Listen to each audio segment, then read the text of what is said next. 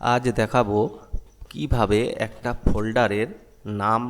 ফোল্ডারের যে নেম থাকে সেই নেমকে ইনভিজিবল করে দেওয়া যায় বা নামহীন ফোল্ডার কিভাবে বানানো যায়।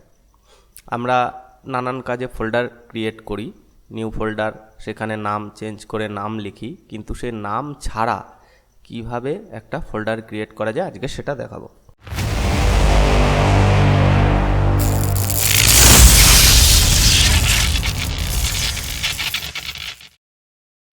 আসুন তাহলে দেখা যাক।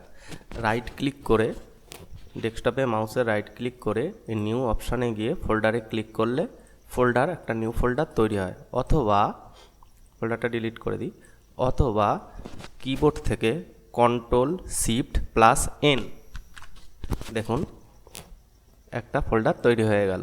এবার এই যে ফোল্ডারের নামটা আছে এই নামটা ভ্যানিশ করতে হবে।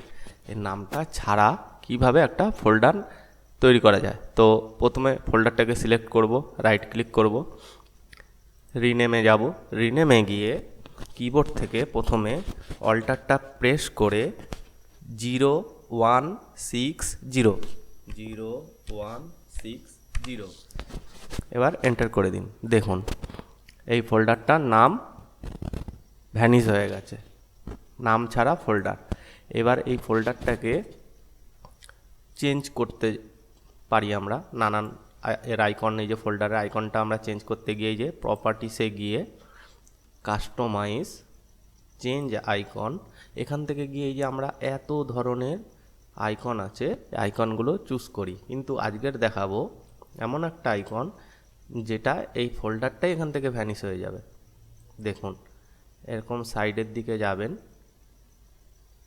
স্পেস আছে, এই যে এইটা নিলাম, ওকে, অ্যাপ্লাই, ওকে, দেখুন এই যে ছবিটা চলে এলো। বা আবার এখানে আছে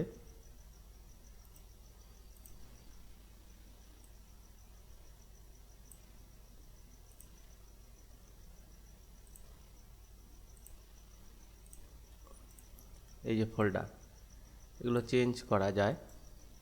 এবার এখান থেকে একটা ডট চুজ করব, ডট,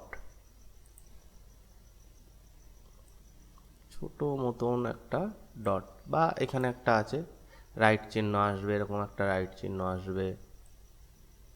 এই যে আমি এরকম একটা ডট নেব, ওকে, অ্যাপ্লাই, ওকে। এইবার মনে করুন এইটাকে যদি আমি এরকম কোনো কোনায় রেখে দিই, কেউ বুঝতে পারবে যে এটা একটা আমার ফোল্ডার? এটাকে যদি আমি এখানে রেখে দিই, কেউ বুঝবে যে এটা একটা ফোল্ডার আছে? বা আমার এই থিমটা, এই যে ডেস্কটপ ব্যাকগ্রাউন্ড যে ওয়ালপেপারটা আছে, এটা যদি আমার কোনো এক সাইডে কোনো কালো রঙের ছবি থাকে, তাহলে সেখানে গিয়ে যদি এইটা কোনো কালোর মধ্যে রেখে দিই, তাহলে কেউ খুঁজেই পাবে না ফোল্ডারটা কোথায় আছে।